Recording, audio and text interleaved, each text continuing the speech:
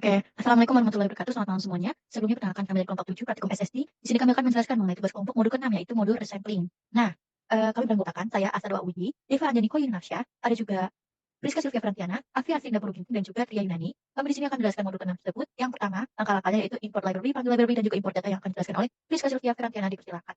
Baik, di sini saya akan menjelaskan yang pertama itu adalah import library. Nah, di import library ini kita menginstal package-package yang akan digunakan. Nah, package di sini ada tidyverse yang merupakan kumpulan package yang dirancang untuk memudahkan pengolahan data, visualisasi, dan juga analisis data. Lalu ada MLR-Reverse, yang ini untuk menyediakan alat pembelajaran mesin dan penyetelan model di R.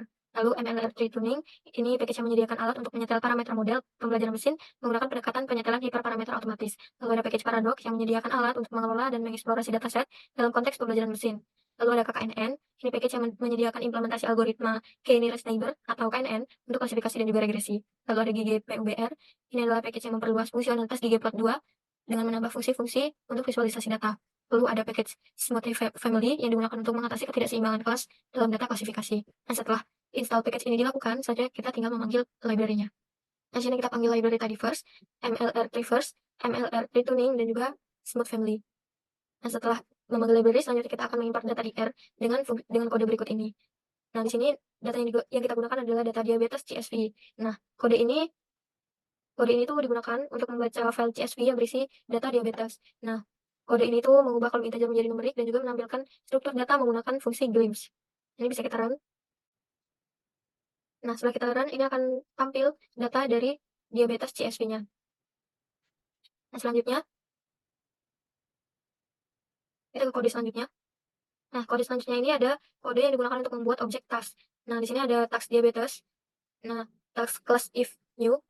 Nah, task class if new ini. Nah, ini adalah cara untuk membuat objek klasifikasi baru menggunakan konstruktor new dari kelas task class if. Nah, lalu ada ID diabetes. Nah, ini adalah parameter untuk memberikan ID atau nama untuk objek tugas yang baru yang akan dibuat. Lalu ada parameter backend yang digunakan untuk menentukan dataset. Nah, di sini data yang kita gunakan adalah diabetes. Lalu ada parameter target yang digunakan untuk menentukan variabel target atau variabel dependent dalam klasifikasi. Nah, di sini variabelnya dinamai outcome. Lalu ada parameter positif yang digunakan untuk menentukan kelas positif atau kelas yang menunjukkan kejadian atau hasil yang diinginkan. Nah, di sini diberi nama case. Selanjutnya akan dijelaskan oleh teman saya. Baiklah, terima kasih Sylvia atas penjelasannya.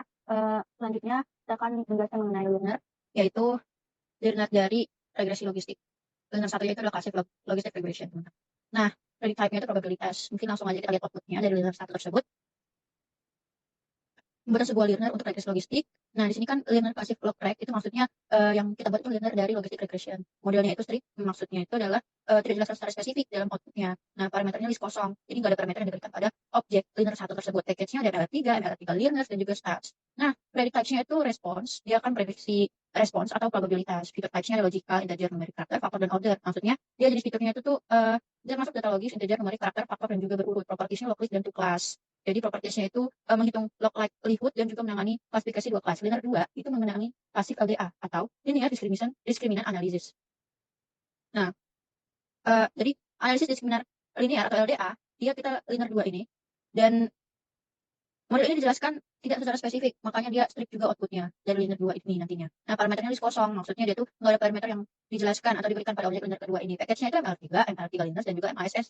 Predict types-nya response, dia memprediksi respons atau probabilitas. Fitur types-nya logika, integer, numeric, faktor, dan juga order. Sama kayak yang linear 1. Nah, propertiesnya dia banyak kelas, klasifikasi dua kelas, juga berat untuk setiap kelasnya. Nah, setelah kita menghitung linearnya, kita juga memproses pengumpulan performa dari suatu klasifikasi menggunakan perintah-perintah yang ada di kode-kode itu. MSRTBL, as data is stable, MLR underscore measures, MSRTBL 1/5. Itu maksudnya kita membatasi mengambil 5 baris pertama dari data tabel MSRTBL ini. Itu dengan kolom-kolom yang ditentukan, yaitu ada kunci, ada label pengukurannya, ada task type-nya. Mungkin langsung aja kita lihat output. Kita langsung lihat outputnya, ada ya seperti yang tadi kita udah bilang ya, ada key, label, task type. Nah, IC labelnya itu pakai key information, bla bla bla. Jadi sesuai dengan key-nya, label itu kayak kepanjangannya. Kita bisa lihat maksud dari klasif ACC itu apa, klasif AUC itu apa, klasif BACC itu apa. Terus kita juga bisa melihat tipenya itu apa, klasif, ada NA gitu kan. Terus ada juga kode yang selanjutnya itu S data table linear classic log track. Nah, mungkin langsung aja kita lihat outputnya ya. Nah, kita lihat tuh outputnya bahwasanya ada banyak nih kelas-kelasnya tuh menampilkan parameter-parameter yang dapat digunakan dalam linear untuk regresi logistik. Nah, ada ID, class, lower, upper, levels, and levels eastbound. Ada juga special files, kalau di sebelahnya ada default, storage type, dan text. Jadi, dia itu menjelaskan bahwasanya kalau ID-nya dispersion, kelasnya itu apa, terus lower itu kan batas bawah, batas atas, levels itu tingkatan, levels itu banyak tingkatannya, eastbound itu perkiraan apakah parameternya itu dibatasi atau enggak. Nah, terus juga kalau yang special clause itu nilai khusus, default itu nilai default, terus type itu tipe penyimpanannya, dan juga teks itu tagarnya gitu kan. Semuanya dijelaskan secara rinci dalam tabel informasi sesuai kodenya kan. Nah, yang sebelumnya tadi tentang regresi logistik, kalau yang ini tentang LDA, sama aja outputnya ada ID class bla bla bla bla, sama aja cara membacanya juga sama gitu teman-teman. Tapi bedanya kalau ini LDA yang sebelumnya regresi logistik, terlihat kan kalau di teks yang warna hijau itu perbedaan. Oke, itu saja yang dapat disampaikan kalau mengenai pembuatan Wiener dari LDA dan juga logistik regression. Selanjutnya ada pengukuran, ya, penjelasan oleh saya juga. Aku kan tadi udah nyoba, nggak ada mukanya. Iya ya. Ini yang lewat Zoom ini siapa? Record. Aku. Penanda Maut. Oke, baiklah. Jadi saya akan menjelaskan mengenai pengukuran. Sebelum perkenalkan nama saya Adrawi, di sini akan menjelaskan pengukuran. Nah, kode ini akan menjalankan evaluasi performa, teman-teman. Kode di bawah ini merupakan contoh penggunaan hold out, spesifik using RSMP hold out untuk regresi logistik. Yang pertama RSMP, RSMP hold out, RR sampel trust diabetes, maksudnya kita memakai data set diabetes, linearnya linear 1, linear 1 itu maksudnya regresi logistik. Nah, di sini kita akan lihat sampelingnya, mungkin langsung running aja. Nah, kelihatan infonya itu linear, classic log rate, for test diabetes. Nah, kalau untuk melihat bahwasanya classic accuracy-nya itu berapa, itu di kode selanjutnya dengan SR, aggregate, MSR, classic ACC. Mungkin langsung di running aja. Jadi, klasif ACC dari regresi logistik ini sebesar 0,7729084. Nah, selanjutnya kita akan melihat juga kode untuk penggunaan holdout spesifik using RSMP untuk LDA alias linear kedua sampling. Kodenya hampir sama aja, cuma bedanya linear 2. Tadi kan linear 1 sekarang linear 2. Mungkin langsung di running aja. Sama seperti sebelumnya, jika kita ingin melihat klasif ACC-nya alias accuracy-nya, kita harus menjalankan kode yang kedua ini, FR, aggregate MSR klasif ACC. Nah, langsung di running aja. Kita lihat klasif ACC dari LDA atau linear 2 itu sebesar 0,7928287. Nah, selanjutnya kita harus mengukur the benchmark function. Ini menggunakan sampel function untuk mengestimasi performa berdasarkan strategi resampling. Sebagai contoh, kita bisa melihat kode-kode yang di bawah ini, membandingkan hasil classification accuracy dengan regresi logistik. Nah, kita lihat klasif vector list. Vector list itu alias itu tanpa fitur, teman-teman. Benchmark width, tasnya diabetes, resampling. Nah, karena ini maka linear 1, kita harus melihat klasif vector listnya dari regresi logistik terlebih dahulu. Langsung di running aja. Nah, ini untuk benchmark-nya, bla bla bla bla. Tapi kalau kita untuk melihat klasif accuracy-nya, kita menjalankan kode yang selanjutnya tuh. Nah, jadi klasif ACC dari klasif feature list dari regresi logistik itu adalah sebesar 0,6772908. Di sini juga kita dapat perbandingan. Ada linear ID yang klasif block rec dengan klasif feature list yang kita udah hitung tadi. Yang kita lihat bahwasanya tingkat akurasi yang paling tinggi dibandingkan keduanya itu yang paling tinggi itu klasif block rec dibandingkan klasif feature list. Jadi klasif block rec itu lebih akurat lah dibanding klasif feature list, teman-teman. Nah, selanjutnya itu kita melihat klasif feature list tapi dari linear yang kedua alias LDA dengan benchmark desain. Kodenya sama aja sama yang sebelumnya, cuma ini diganti jadi linear yang kedua. Mungkin langsung di outputnya, kita lihat outputnya dari kami. Nah, ini adalah tahap-tahap untuk benchmarknya. Tapi kalau kita mau lihat klasif accuracy-nya, nilai accuracy-nya, kita bisa menjalankan kode yang selanjutnya. Nah, di sini kita bisa membandingkan klasif LDA yang pakai yang biasanya sama yang tanpa fitur, teman-teman. Nah, kita bisa melihat klasif accuracy LDA itu lebih tinggi daripada klasif accuracy yang klasif featureless. Jadi kita bisa menganalisa bahwasanya klasif LDA itu tingkat akurasinya lebih tinggi dan lebih bagus gitu dibanding klasif yang tanpa fitur, gitu teman-teman. Mungkin itu saja yang bisa saya sampaikan mengenai pengukuran dan juga linear ya. Baiklah. Baiklah, kita akan mulai ya teman-teman. Selanjutnya itu mengenai strategi sampling. Ada query, construction, instantiation, execution, inspeksi, dan lain-lain. Yang pertama akan jelaskan mengenai query, construction, instantiation yang akan dijelaskan oleh saudari Afia. Biasanya kan tentang strategi sampling data.table MLR underscore samplings yang dimana berfungsi untuk mengkonversi objek MLR menjadi format data table. Selanjutnya kita dapatkan kodenya.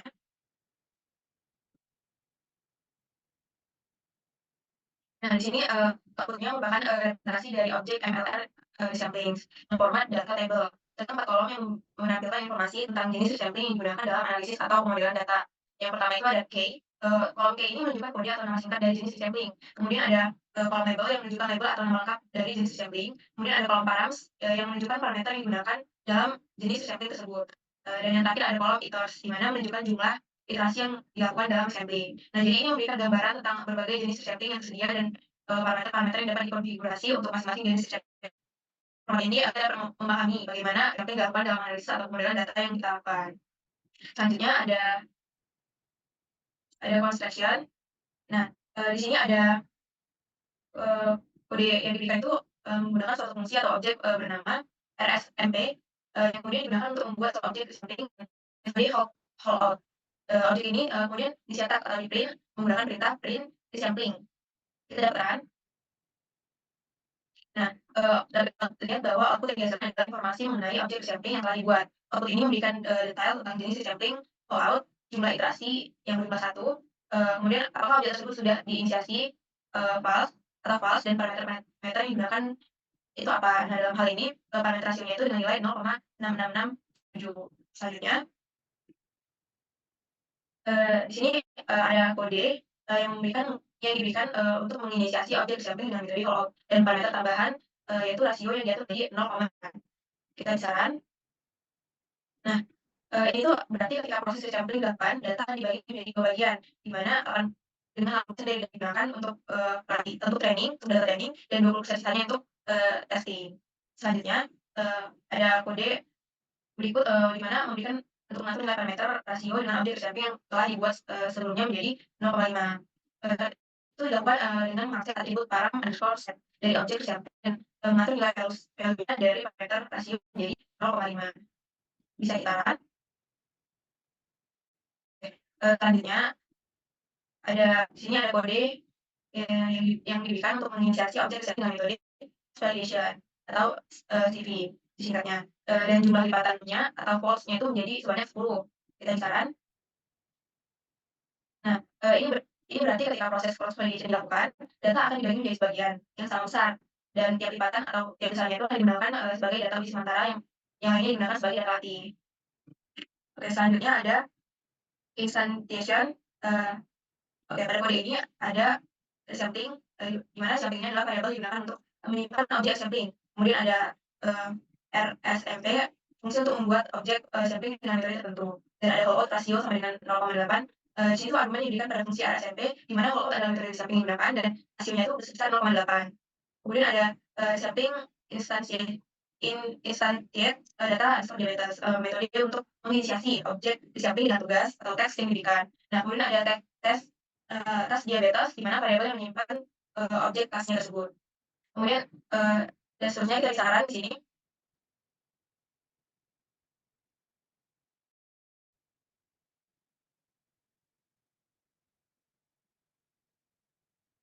Kita bisa lihat kodenya.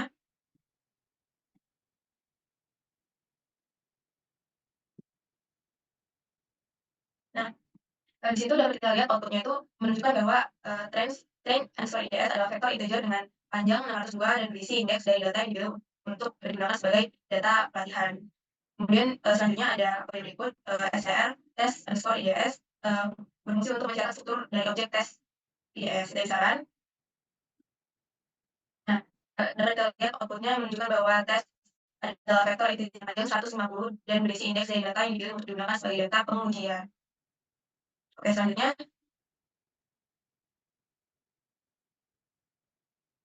Oke, baiklah, terima kasih Alfia atas penjelasannya. Selanjutnya itu ada eksekusi yang akan disampaikan oleh Saudari Priska Sylvia. Pada Priska, silakan. Baik, di sini akan saya lanjutkan bagian eksekusi. Nah, pada kode yang pertama itu ada resampling, RSMP, CV, false sama dengan 4. Nah, di sini tuh kita mendefinisikan jenis resampling yang bakal kita lakukan. Nah, di sini CV itu menunjukkan kalau kita akan menggunakan teknik cross validation, dan juga false sama dengan 4 itu tuh menunjukkan kalau kita akan menggunakan 4 lipatan atau false di dalam cross validation-nya. Nah, lalu ada RR sama dengan resample, tas diabetes, learner 1, resampling. Nah, di sini RR itu pendefinisian yang akan kita gunakan untuk menyimpan nilai dari resample ini. Nah, di sini tuh kita waktu resampling itu pakai tas diabetes atau pembelajaran mesin yang akan kita lakukan pada data diabetes. Nah, lalu learner 1 itu model pembelajaran evaluasi. Nah, lalu ada resampling. Nah, resampling itu kan udah kita definisikan sebelumnya di atas. Nah, itu model resample yang akan kita gunakan, yaitu cross validation itu. Ini kita bisa run.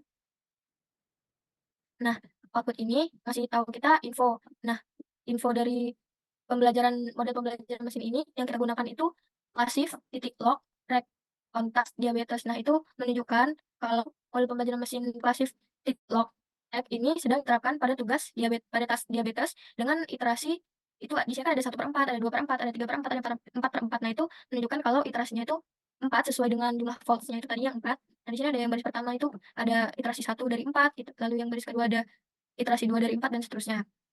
Lalu next.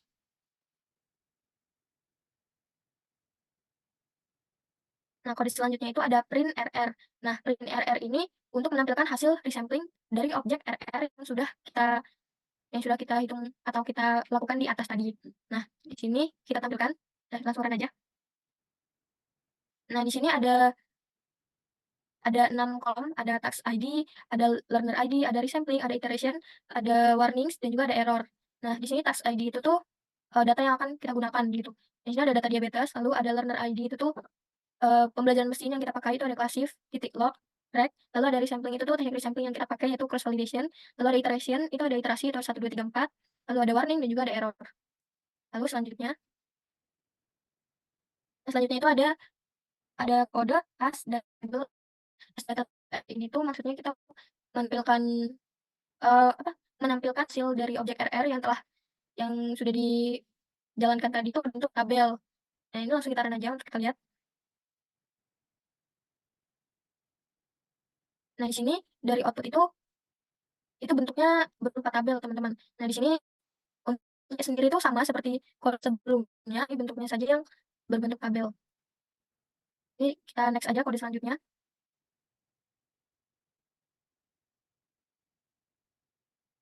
Nah, di sini ada ACC atau akurasi sama dengan RR, score, MR, klasif, ACC. Nah, di sini kode itu untuk menghitung akurasi dari hasil link yang ada dalam objek RR. Nah, di sini RR score.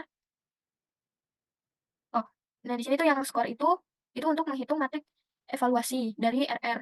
Lalu ada MSR, klasif ACC itu untuk menentukan matriks evaluasi yang ingin itu. Matriks evaluasinya itu apa? Matriks evaluasinya itu akurasi klasifikasi atau classification akurasi. Nah, lalu ada ACC, iteration klasif ACC. Nah, di sini tuh setelah akurasinya tadi dihitung, nah kita ngambil kolom iterasi dan juga klasif ACC dari hasil yang sebelumnya tadi. Nah, ini nanti kita run dulu. Nah, di sini hasil-hasil itunya tuh hasil apa namanya, hasil akurasinya, nilai akurasinya itu akan tampil dalam bentuk seperti ini. Nah, di sini tuh pada iterasi pertama itu nilai akurasinya tuh ada 0,80, lalu iterasi kedua akurasinya itu tuh ada 0,73 dan seterusnya. Lalu next aja. Nah, di sini ada bagian R aggregate MS aktif ACC. Nah, kode itu digunakan untuk menghitung agregat atau rata-rata dari matriks evaluasi akurasi klasifikasi dari hasil RR di atas tadi. Nah, di sini MSR klasif ACC itu kita tuh menentukan kalau kita tuh ingin menghitung rata-rata dari akurasi klasifikasi. Ini langsung kita run aja. Nah, hasil dari rata-rata akurasi klasifikasi ini itu ada 775.266. Nah, nilai ini tuh semakin tinggi nilai akurasi itu semakin baik model yang kita gunakan untuk mengklasifikasi datanya. Nah, lalu kita next aja kode selanjutnya. Nah, di sini ada RR aggregate, RR klasif ACC, dan juga ada tambahan average sama dengan mikro. Nah, di sini kita menghitung agregat atau rata-rata dari matriks evaluasi akurasi klasifikasi dengan menggunakan metode rata-rata mikro dari hasil RR. Nah, di sini kita sama menggunakan fungsi RR aggregate itu untuk menghitung rata-ratanya, lalu ada MSR klasif ACC average mikro. Nah, di sini sama seperti di atas tadi, itu untuk menghitung akurasi klasifikasi, namun di sini dengan tambahan mikro. Nah, dengan tambahan mikro ini artinya metode itu tuh bisa digunakan untuk menghitung rata-rata akurasi dalam kasus multi-class classification. Nah, ini langsung kita run aja. Nah, di sini kita dapat hasilnya itu 0,775266. Nah, ini sama seperti yang di atas tadi. Nah, dari nilai ini tuh kita bisa tahu kalau keseluruhan model di dataset ini sebentar.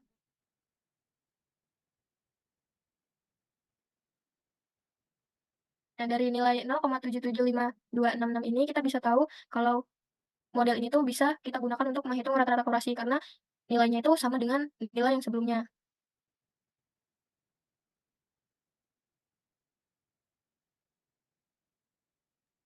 Baiklah, terima kasih Silvi. Maaf ya, berantakan aku ngomongnya.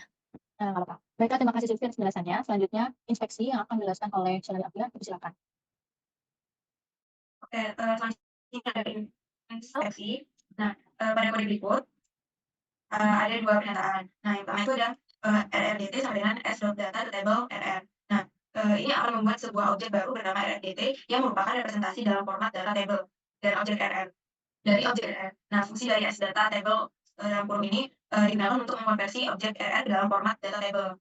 RR di sini diasumsikan sebagai objek yang sebelumnya telah dibuat dengan struktur tertentu. Mungkin berisi informasi tentang teks, tas, model pembelajaran atau learner, sampling dan iterasi. Nah, dan ada RRDT di sini untuk mencetak isi dari objek RRDT yang mungkin berisi informasi tentang task, learner, objek sampling dan iterasi yang berkaitan. Output yang ditempelkan merupakan output yang ditempel merupakan tampilan data yang telah diubah menjadi format data table dengan beberapa kolom yang menunjukkan informasi-informasi tersebut seperti task, learner, model sampling, objek sampling, dan nomor iterasi serta kolom prediction.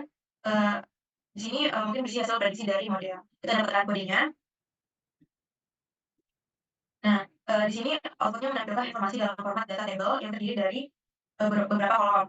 Kolom pertama itu ada task, kolom yang menunjukkan objek task yang digunakan dalam analisis atau modelan data. Kemudian ada learner, itu kolom yang menunjukkan objek model pembelajaran atau learner yang diterapkan dalam analisis atau modelan data.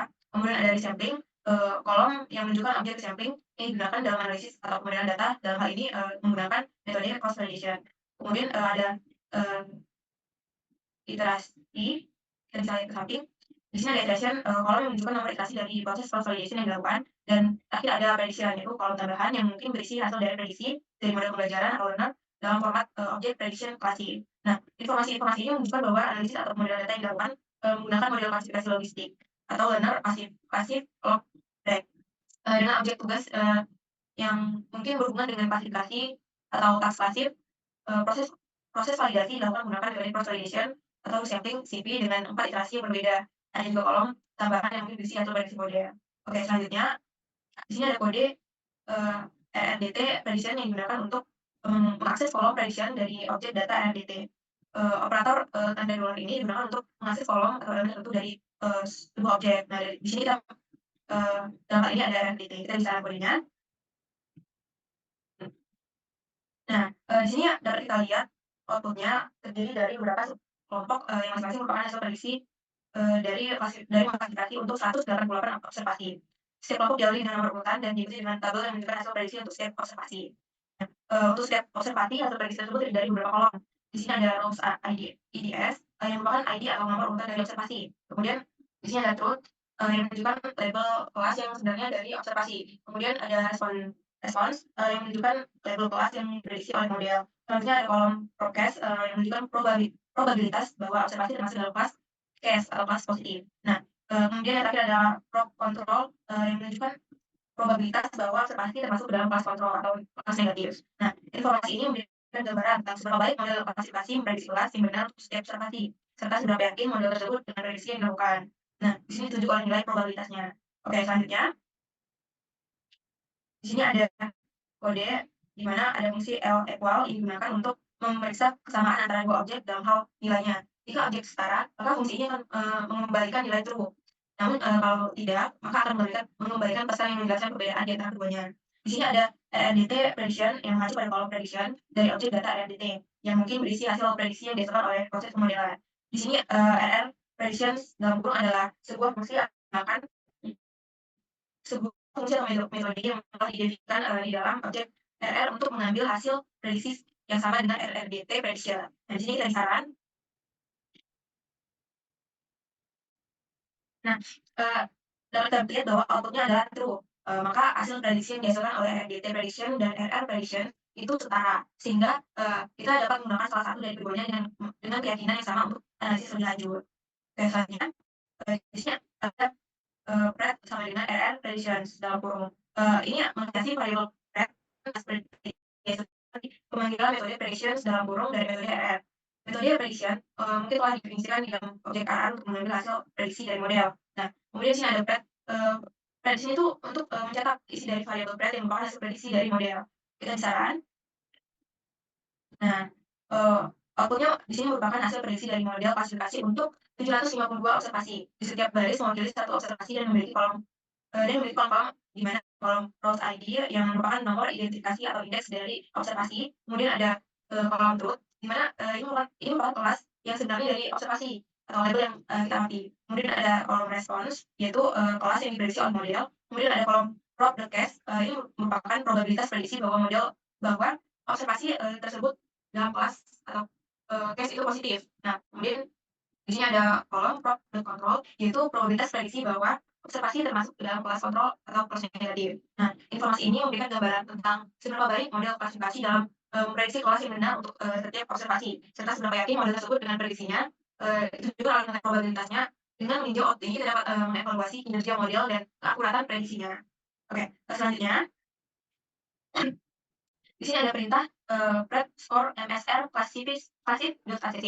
Nah, ini tuh digunakan untuk menghitung nilai metrik evaluasi kinerja model klasifikasi dalam klasifikasi. Nah, dalam hal ini akurasi klasifikasi. Di sini ada pred score, di mana metode atau fungsi yang kita gunakan untuk menghitung nilai atau dari suatu metrik evaluasi berdasarkan prediksi yang disimpan dalam objek pred. Kemudian di sini ada MSR dalam kurung classif.acc. Nah, ini tuh menginisiasi metrik evaluasi yang akan dihitung. Dalam hal ini akurasi klasifikasi, yaitu classif.act adalah kode yang mewakili metrik akurasi klasifikasinya. Jadi perintah tersebut akan menghitung nilai akurasi klasifikasi berdasarkan hasil prediksi yang tersimpan dalam objek pred. Nah, akurasi klasifikasi ini adalah proporsi dari jumlah prediksi yang benar dibandingkan dengan jumlah total prediksi. Kita bisaran. Nah, oke. Dari output ini, nilai metrik evaluasi kinerja model klasifikasi yang dihitung menggunakan metode akurasi klasifikasi adalah sebesar 0,7779255. 926. Maaf, di sini metode akurasi klasifikasinya adalah 0,7775266. Nah, akurasi klasifikasi mengukur seberapa tepat model dalam klasifikasi data. Nilai akurasi itu berkisar dari 0 hingga 1, di mana nilai 1 menunjukkan bahwa semua prediksi yang dibuat oleh model itu benar, sedangkan nilai 0 menunjukkan bahwa tidak ada prediksi yang benar. Dalam konteks ini, nilai akurasi sebesar 0,77526 menunjukkan bahwa model klasifikasi tersebut memiliki tingkat akurasi sebesar 77,52%. Semakin tinggi nilai akurasinya, semakin baik kinerja model dalam memprediksi kelas yang benar. Oke, baiklah. Terima kasih Alfian penjelasannya. Selanjutnya yaitu tentang resampling with stratification and grouping yang akan dijelaskan oleh Saudari Deva Andani Fayilnarsha.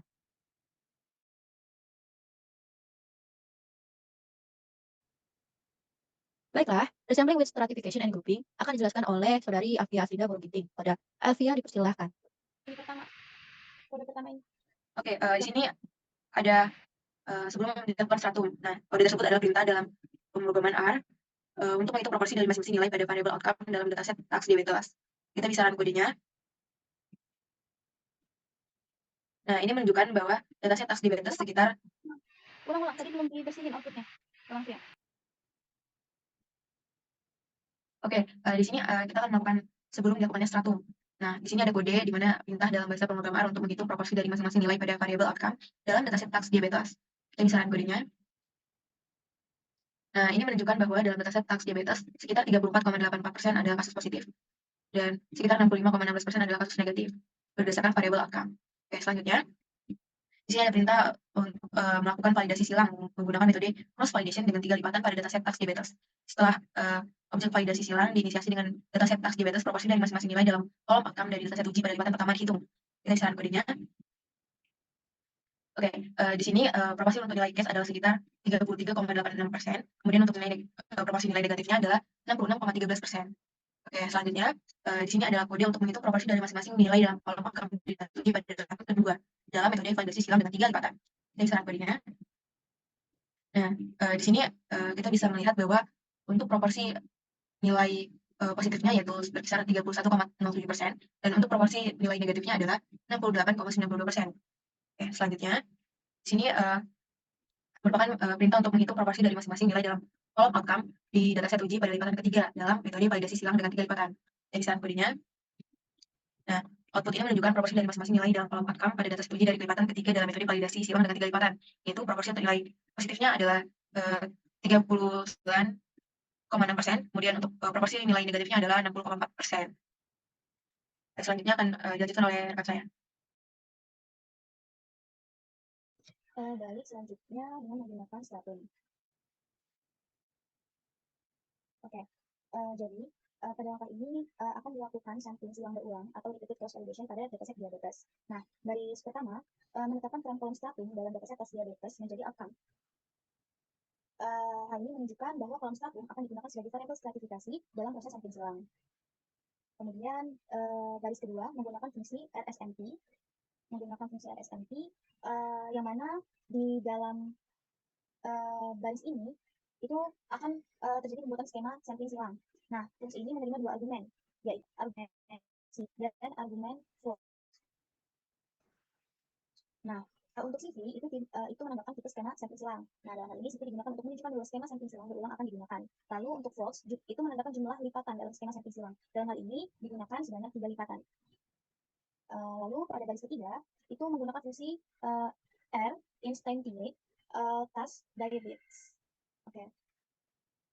Nah, itu fungsinya berguna untuk membuat instance dari skema sampling silang. Nah, fungsi ini menerima task underscore diabetes tadi yang merupakan dataset yang akan kita gunakan dalam proses sampling silang. Nah, kita run.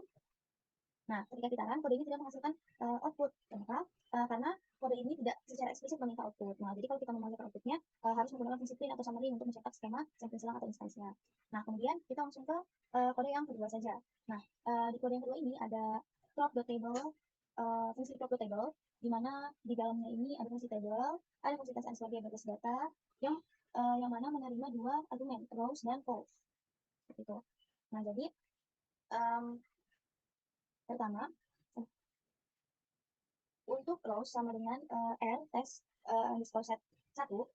Nah, ini berarti memilih baris pertama dari data frame atau tabel bernama test set dan menerapkannya ke variabel R. Nah, sementara untuk tabel ini call sama dengan outcome, ya table task underscore. Oh ya, oke. Jadi baris ini salah. Ini udah ya tadi pulang.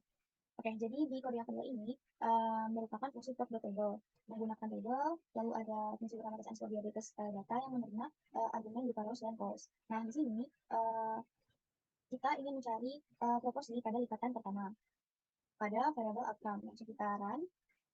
Oke, jadi pada lipatan pertama kita memperoleh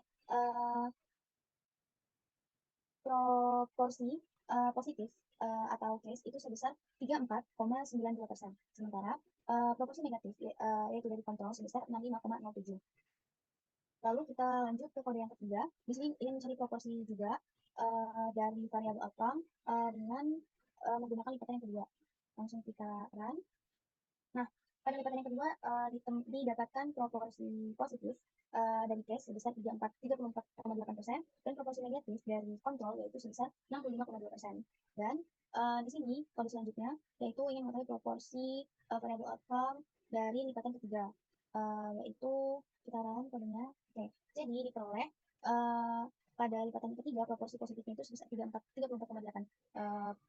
dan proporsi negatifnya atau kontrol itu sebesar 65,2%. Nah, jadi inilah fungsi false dari sampling. Jadi dia menentukan berapa banyak lipatan yang harus dilakukan untuk mencari proporsi dari variabel yang ingin kita ketahui seperti itu. Baik, selanjutnya akan dilanjutkan oleh rekan saya. Baik, terima kasih atas penjelasannya Deva dan juga Alvia. Oke, baiklah. Selanjutnya penjelasan mengenai ROC analysis mengenai confusion matrix based measures yang akan dijelaskan oleh saudara Deva Andani Polinovic. Bersilakan.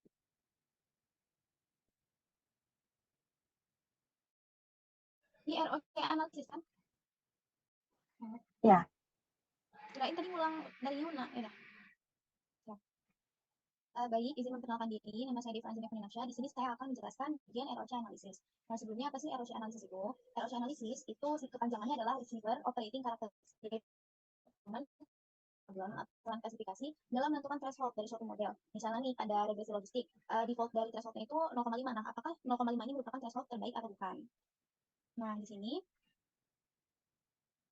ini adalah kode yang pertama. Jadi, jika kita lihat dari kode ini kodenya digunakan untuk menghitung kinematics yang mana nantinya berguna dalam mengevaluasi kinerja model klasifikasi dari dataset diabetes. Nah, confusion matrix ini merupakan tabel yang menunjukkan jumlah prediksi yang benar dan yang salah yang dibuat oleh model. Langsung aja kita jalanin kodenya, kita run. Oke. Nah, ini hasil confusion matrixnya. Ini kita menggunakan model regresi logistik ya, learner 1. Nah, hasil confusion matrix-nya di sini terdapat 27 data yang merupakan true positif. Jadi dia diprediksi 27 data ini awalnya diprediksi case dan nyatanya juga memang merupakan case. Nah, terus di sini ada 3 data yang merupakan false negatif. Jadi dia awalnya diprediksi case tapi pada kenyataannya dia merupakan kontrol. Lalu ada 20 data yang merupakan false positif, yang mana awalnya dia diprediksi sebagai kontrol dan tapi pada kenyataannya itu merupakan case. Lalu yang terakhir merupakan true negatif. Jadi ada 5 data true negatif yang mana artinya itu pada awalnya dia diprediksi sebagai kontrol dan memang pada kenyataannya dia merupakan kontrol. Kemudian lanjut pada kode yang kedua ini. Nah, sebelum lanjut ke kode yang kedua, di sini nggak salah. Oke, sekarang kita lanjut ke kode yang kedua. Ini, nah,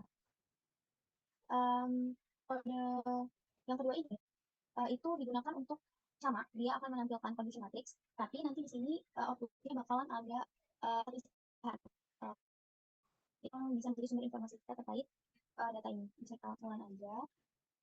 Ini condition matrix yang tadi kita lihat di kodenya, nah tapi di sini ini ada tambahannya.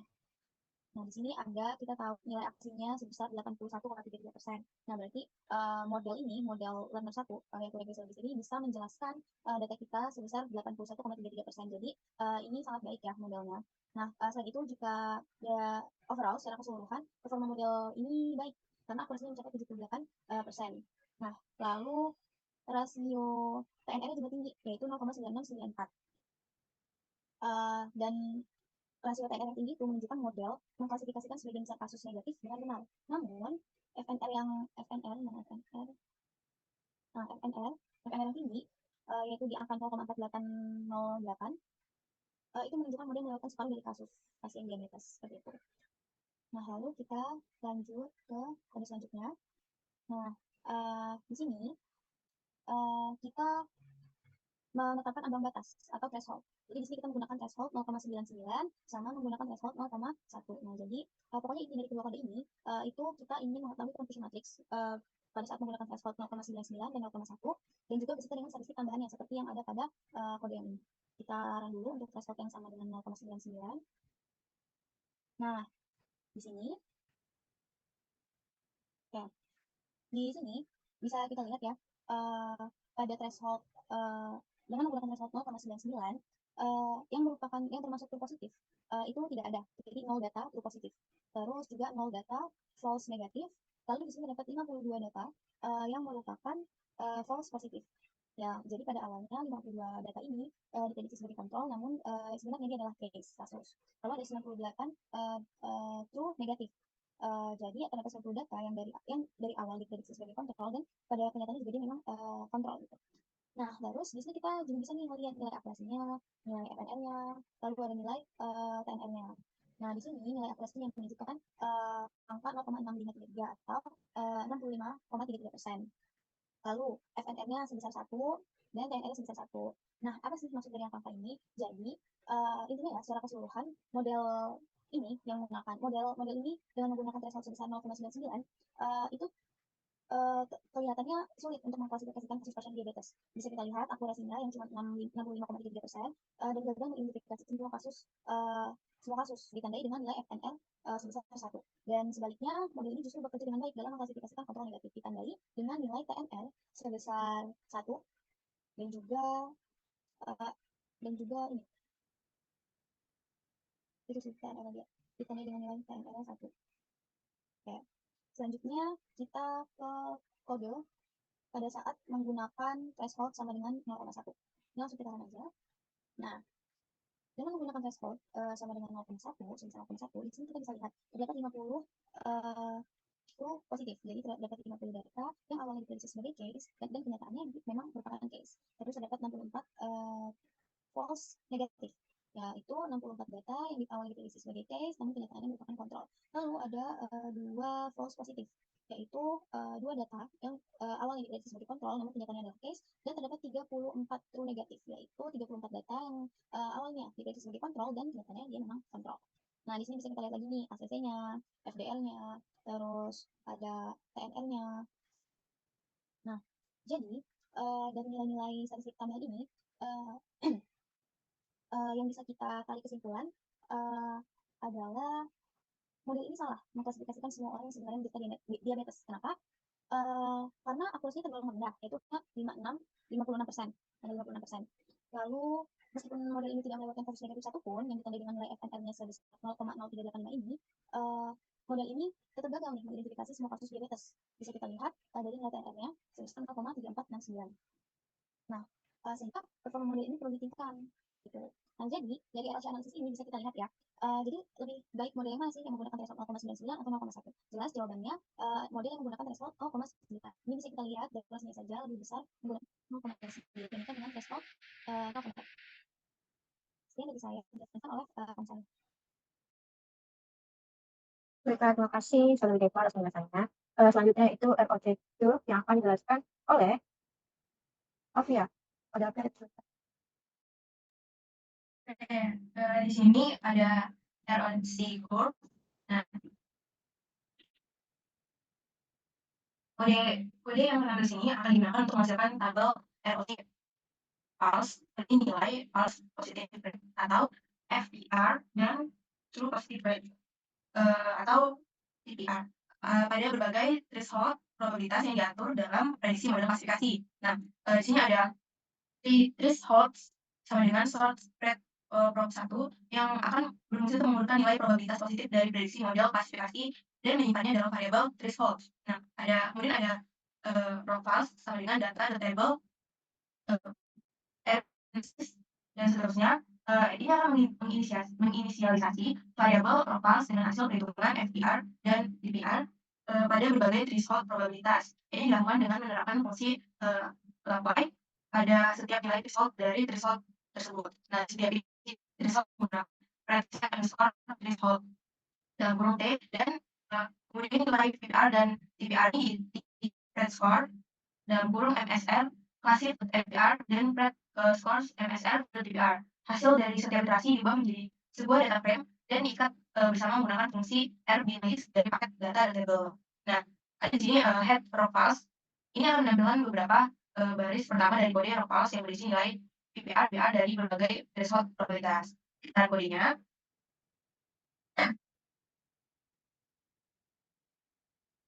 Nah, dari output ini dapat kita lihat bahwa outputnya merupakan tabel yang menunjukkan false positive rate, kemudian true positive rate, dan threshold probabilitas pada beberapa baris pertama. Ini memberikan gambaran singkat tentang kinerja model klasifikasi pada berbagai threshold probabilitas. Oke. Selanjutnya akan dibantu oleh teman saya. Baiklah, terima kasih Alfia atas penjelasannya. Yang selanjutnya yaitu kita melanjutkan teknik sampling pada regresi logistik dan LDA. Nah, di sini akan dijelaskan oleh Saudari Devan Jennifer Yunarta di Oswald.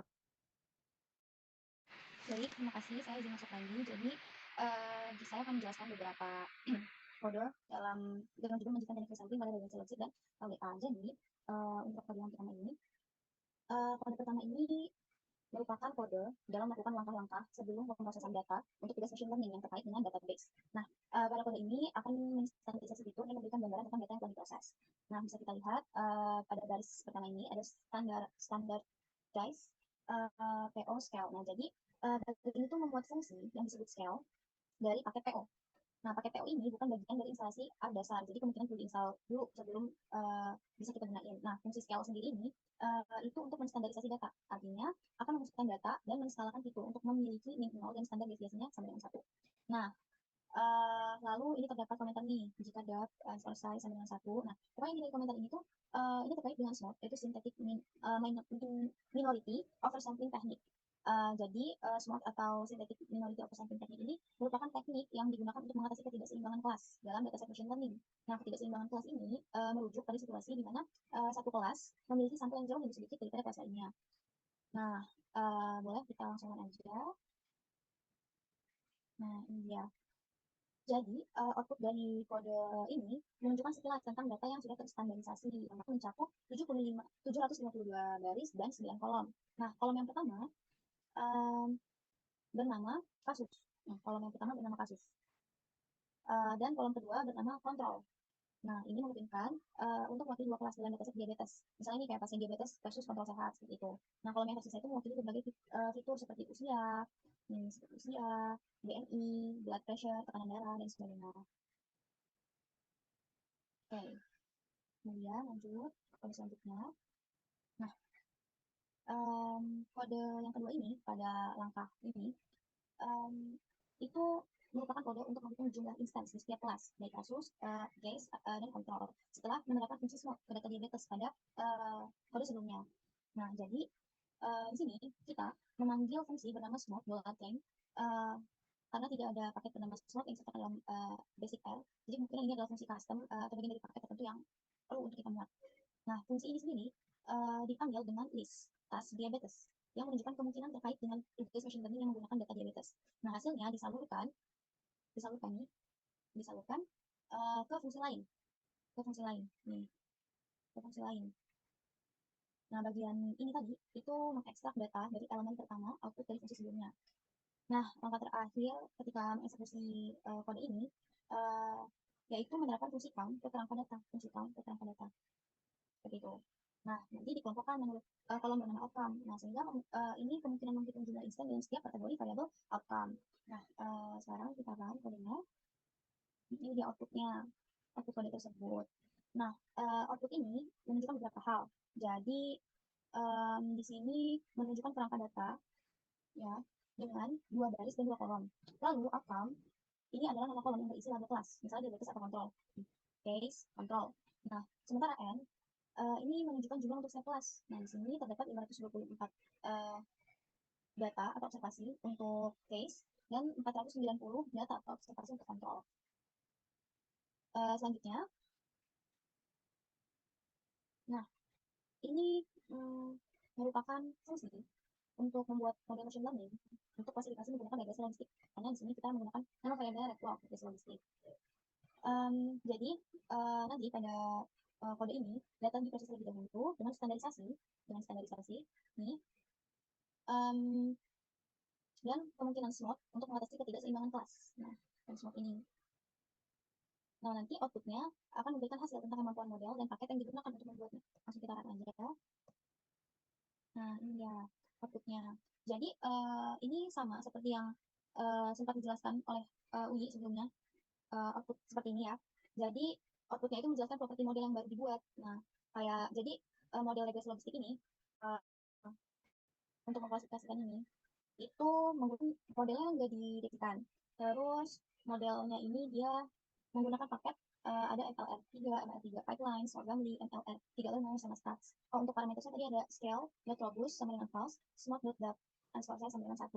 Terus ada nih predict types-nya response sama crop, feature types-nya logical, integer, numeric, karakter, faktor, order, sama POSIX city. Nah, properties-nya ada featureless, hot start, backward, dan sebagainya sampai mix ini.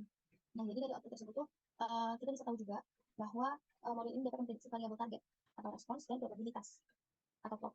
Nah, terus seperti yang sudah dijelaskan tadi, model ini bisa mengamati berbagai tipe data ini, logical, integer, dan lain-lain. Terus model ini juga memiliki properti yang terkait dengan kepentingan fitur, menangani nilai hilang, dan klasifikasi dari multi-class. Oke, lanjut ke kode yang selanjutnya. Nah, di sini tujuannya hampir sama ya, seperti sebelumnya, cuma di sini kita menggunakan LDA, Linear Discriminant Analysis. Oke, jadi kode ini digunakan untuk membuat model machine learning untuk menggunakan LDA. Sama nih, data diproses terlebih dahulu dengan standarisasi nih, lalu ada kemungkinan SMOD. Terus di sini dia menggunakan metodenya moment. Nah, di sini kita akan memanggil LDA itu sendiri. Nah, nanti outputnya mengkoordinasi pembuatan klasifikasi LDA. Oke, langsung kita run aja. Salah. Ini kita run. Nah, bisa kita lihat ya, jadi di sini modelnya tidak didefinisikan. Parameternya di sini ada scale .robust sama dengan false, smart .depth untuk selesai sama dengan 1, plus LDA .method sama dengan moment. Package yang digunakan itu adalah MLR3 pipeline, smart family, ML3 learners, mass. Nah, predict types-nya, jadi dia ini memprediksi probabilitas. Ya kan, memprediksi respons dan probabilitas. Terus dia bisa menangani feature dengan tipe data logical, integer, memory, karakter, seperti itu. Dan properties yang digunakan itu ada featureless, hot start, answer backward, forward, importance, log lead, missing, multi-class, dan semuanya ini sampai basic ini. ada rekan saya.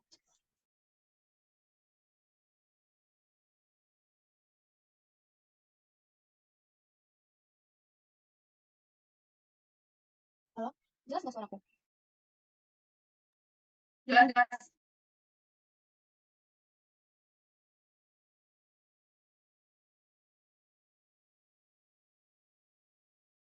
Yang D siapa? Oh, itu sih ya.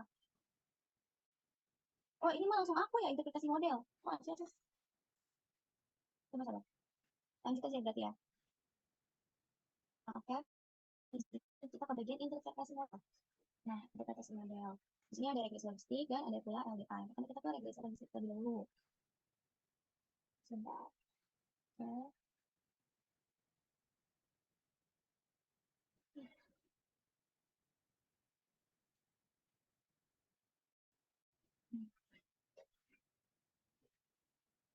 Oke, pada kode yang pertama ini, di sini kita akan mendefinisi regresi logistik untuk memprediksi risiko diabetes berdasarkan beberapa faktor.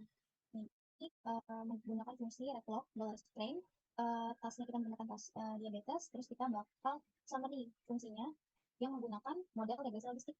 Nah, jadi nanti kalau udah summary ini, kita tahu dong, yang kalau kasih lupa nikah standar. Atau statistik deskriptifnya. Kita aja. Oke, ini dia regresi logistik kan kita oke, jadi ini ada call, jadi output dari statistiknya ini ada call. Nah, terus ada coefficients, ada kode signifikansi. Nah, terus ada AIC juga, ada null deviance, residual deviance, kayak gitu. Nah, di sini kita lihat ya, di sini ada nilai di koefisien itu ada nilai estimate, nilai Z sama nilai probability-nya. Dari intercept, dari age, BMI, blood sugar, diabetes, sampai skin thickness ini. Nah, jadi ini intercept, untuk age, dan sebagainya. Nah, untuk bintang yang di samping ini potensi ini yang dijelasin sama bagian ini. Jadi semakin banyak bintang ya berarti memang signifikan gitu variabel-variabel ini terhadap responsnya nanti. Nah, terus kalau ini number of visual story iterations, jadi ini iterasi yang dilakukan itu sebanyak 5, cuma bisa menerima 5 iterasi doang. Nah, jika diperhatikan, ya, kita bisa mengamati beberapa hal tentang model.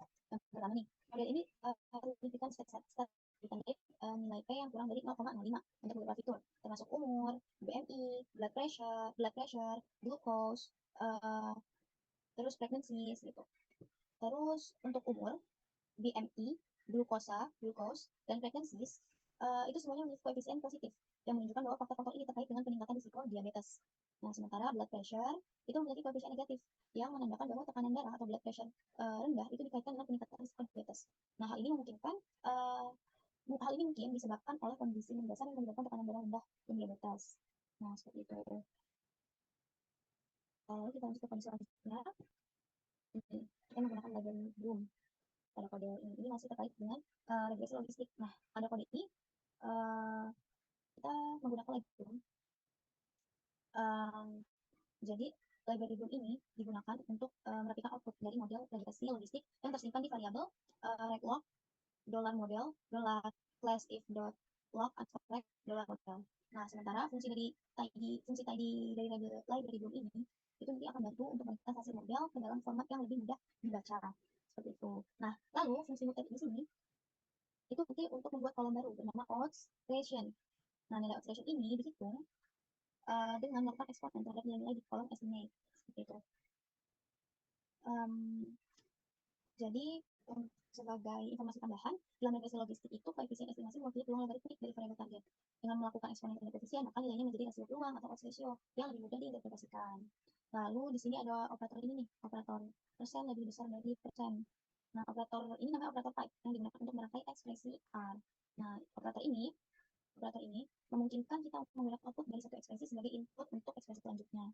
Untuk melihat outputnya itu bisa kita run aja kodenya. Nah, iya. Oke. Jadi dari output yang sudah diperhatikan. Nah, jadi kita tampilkan dari output ini ada nilai estimasi, standard error, statistik, terus p-value sama odds ratio-nya tadi.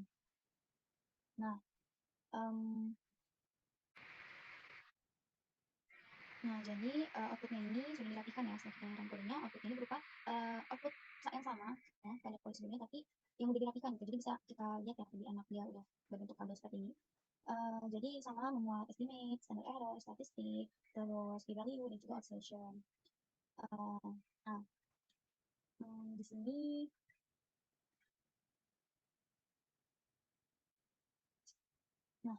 kita lihat untuk nilai p-value sama observation-nya.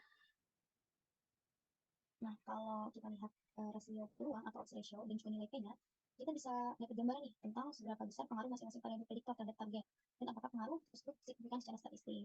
Seperti itu. Kalau misalnya untuk standar error sendiri, itu biasanya ukuran variabilitas dari koefisien. Kalau statistik itu biasanya statistik uji yang digunakan untuk menilai signifikansi statistik dari setiap koefisien.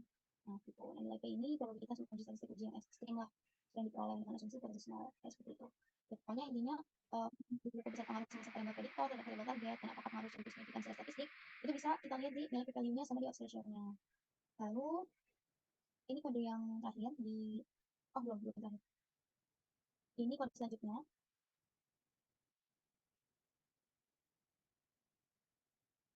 Oke, kode selanjutnya ini kita mulai dari Bloom juga dan menggunakan fungsi glance dari library Bloom. Oke. Sini library Bloom ini digunakan untuk menghasilkan ringkasan dari model regresi logistik yang difitting di R. Nah, kalau fungsi glance dari paket Bloom sendiri itu untuk membuat ringkasan dari model linear regresi logistiknya. Nah, terus ini nama modelnya, reglog gelar model plus if.log_x model. Nah, langsung kita run aja. Nah, ini dia outputnya ada nilai deviance-nya, DF0-nya, logly, KIC, DIC, deviance, DF residual sama nodes gitu. Nah, jadi inilah perangkat tabel yang berisi berbagai ukuran statistik terkait dengan model regresi logistik yang difitting. Nah, node deviance itu deviance dari model 0 atau model yang hanya memiliki istilah intercept. Kalau DF0 itu dia derajat kebebasan untuk model 0. Kalau logly itu dia likelihood dari model yang difitting. KIC kriteria KIC itu dia kriteria informasi AK itu, ukuran kebaikan kesesuaian yang dipenalti oleh kompleksitas model. Kalau untuk DIC sendiri itu merupakan kriteria informasi Bayesian, ukuran kebaikan kesesuaian lainnya yang dipenalti oleh kompleksitas model. Deviance itu ya deviansi dari model fitting. Oke. Baiklah, terima kasih Deva atas penjelasannya. Selanjutnya yaitu LDA yang akan dijelaskan oleh Tia Yunani. Di sini saya akan menjelaskan tentang fungsi LDA. Apa sebenarnya LDA nih? Nah, apa sih sebenarnya LDA? LDA itu adalah fungsi linear discriminant analysis. Nah, ini biasanya digunakan untuk dalam statistika dan pembelajaran mesin itu untuk membedakan atau mengklasifikasi observasi ke dalam dua atau lebih kelas berdasarkan rangkaian variabel prediktor yang kontinu. Nah, ini sebuah algoritma, teman-teman. Nah, kita bisa langsung ke kode. Nah, pada kode pertama ini ada kode train model dengan keseluruhan data.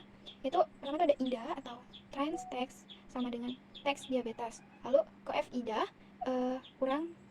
tanda kurang dari, lalu ada kurang coef IDA model klasik IDA model, lalu ada coef min strip IDA. Nah, tujuannya dari kode tersebut untuk melatih model menggunakan keseluruhan data dari dataset diabetes menggunakan algoritma IDA LDA atau linear discriminant analysis. Kemudian kode tersebut akan mengambil koefisien model yang telah dilatih. Nah, dengan menggunakan LDA ini keseluruhan data dari dataset diabetes dan kemudian mengambil dan menampilkan koefisien model tersebut adalah langkah utama untuk memahami dan mengevaluasi model yang telah kita latih, teman-teman. Ini bisa kita run. Nah, setelah kita run dia akan muncul LD. Ini LD, lalu ada Pregnancies, itu LD di nilainya itu 0,94 yaitu min 0,9429460. Lalu ada skin teenage, itu nilainya itu min 0,39359996. Nah, terus kita lanjut ke data selanjutnya, maksudnya kode selanjutnya. Itu bisa teman-teman lihat dulu di sini, itu predikat LD model klasik IDA, model Newton atau diabetes. Plot LD itu data prime, predikat kelas predikat di kelas glimpse atau plot LD. Lalu apa tujuan dari kode tersebut? Teman-teman bisa lihat sendiri karena di sini teman-teman bisa lihat.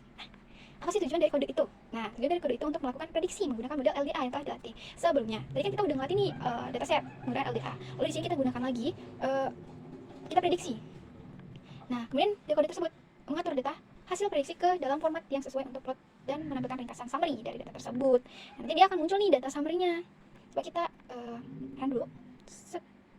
Kita run. Nah, di sini dia akan muncul itu round itu 752. Lalu columns-nya itu ada 2, lalu ada LD, kolomnya itu ada 2, itu LD dan kelas. Di sini bisa lihat DBL-nya. DBL-nya yang pertama itu ada 19,351918. Lalu ada min 12,275591. Lalu selanjutnya ada min 7,46825. Lalu min 9,913994. Lalu ada min 13,694242. Lalu ada min 4692. Nah, dalam kolom kelas dia akan muncul yaitu kase. Ini akan kayak gini aja.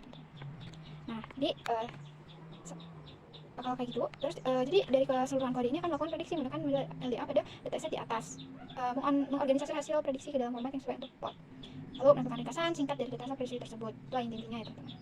Nah, terus ada kode terakhir yaitu plot LD persen lebih dari persen count class. Nah, ini sebenarnya fungsi untuk membuat plot. Nah, plot dari kelas yang udah kita buat di atas. Nah, jadi teman-teman bisa lihat sendiri. Nah, jadi dari LD1 itu kelasnya itu dia ada di rata-ratanya itu di sini kan, di 10 ya, kalau salah 10. Nah, di sini ada data pencilan gitu, data pencilan atau apa itu ya teman-teman. Di sini ada titik 2 sini. Nah, jadi intinya kalau untuk plot LD ini itu untuk membuat plot dari data yang udah kita buat. Mungkin sekian, terima kasih, bye bye.